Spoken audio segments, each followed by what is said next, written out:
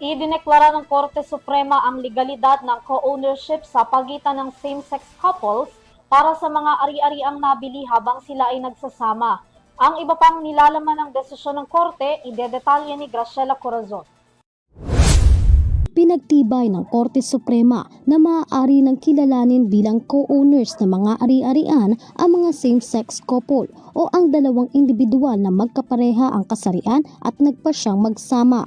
Alinsunod sa Article 148 ng Family Code na kung saan kinikilala nito ang pagiging magkatuwang ng magkasintahan na may-ari batay sa aktwal na ambag ng bawat isa. Saklaw rin nito ang karapatan ng pagmamay-ari ng ari-arian ng mga magkaparehang magkasintahan na nagsasama ngunit hindi maaaring magpakasal ayon sa batas.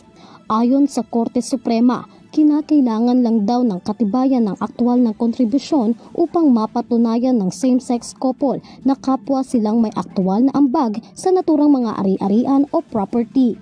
Samantala, nilinaw rin ng Korte ang pagkakaiba ng Article 147 at Article 148. Ang Article 147 ay naaangkop sa mga magkasintaang hindi pa kasal ngunit maaaring magpakasal. Ang kanilang mga property owned habang sila'y nagsasama ay maaaring ipalagay sa kanila bilang sila ay magkatuwang. Habang ang Article 148 naman ay sumasaklaw sa mga magkasintaang hindi pinapayagang magsama ng legal.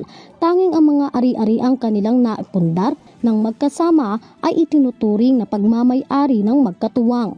Bagamat hindi pinapayagan ng batas na magpakasal ang magkaparehang kasarian, nagdesisyon ang korte na magkaroon ng karapatan ang same-sex couple na hatiin ang kanilang mga property batay sa umiiral na batas. Para sa EuroTV News, Graciela Corazon, sumasaludo sa bawat Pilipino.